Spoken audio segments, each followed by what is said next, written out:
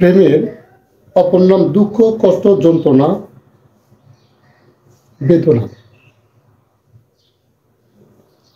আর একটু স্পষ্ট করে বলা যায় যে কলজা ছিঁড়া যন্ত্রণা এমন একটা স্নায়ুযুদ্ধ যেটা দেখা যায় না, সর্বক্ষণ শরীরের সাপের বিষের মতো লেগে থাকে। এটা দুনিয়ার সকল মানুষই জানি। তারপরে মানুষ কেন প্রেম করে, কেন প্রেমের সাগরে নিজেকে ভাসিয়ে দেয়, এই প্রশ্নটা কখন কি আমরা ভেবে দেখেছি? হ্যাঁ ভাই, আমার মনে হয় মানুষ যখন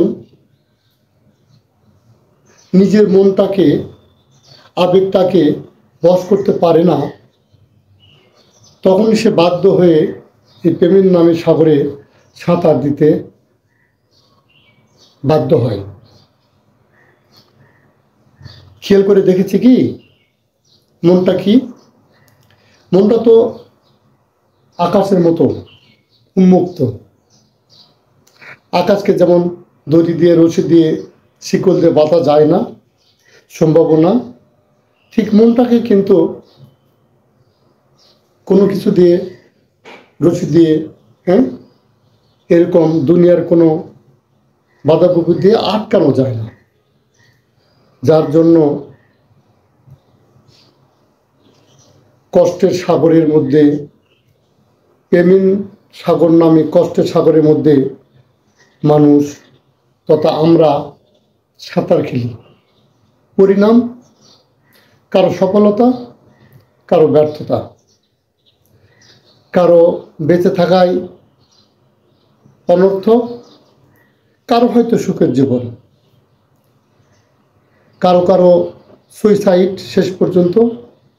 জি, তো যাই হোক, আমার এই ম্যাথের মধ্যে আমি একটা কথা আপনাদের সকলকে জানাতে চাচ্ছি। প্রেম স্বর্গীয়, প্রেম পবিত্র। আমরা যাকে ভালোবাসবো, মন প্রাণ দিয়ে ভালোবাসবো, কোনো কার্পণ্য, কোনো রকম প্রতারণা আশ্রয় নিব না। মনে রাখবেন, আপনি যাকে কষ্ট দিবেন, ওই কষ্টটা কিন্তু বিধাতা আপনার উপর বর্তাবে। এজন্য পবিত্র প্রেমের জন্য আমরা নিজেকে তৈরি করি, যা কখনো বিধাতার কাছেও যেন অপরাধী আমরা না হই, যার মাধ্যমে আল্লাহ হয়তো আমাদেরকে দুনিয়া এবং আখিরাতে শান্তির ফয়সালা করে দেবেন। সকলে ভালো থাকবেন। যদি ভালো লাগে লাইক, কমেন্ট, শেয়ারের মাধ্যমে বাধিত করবেন। আসসালামু আলাইকুম।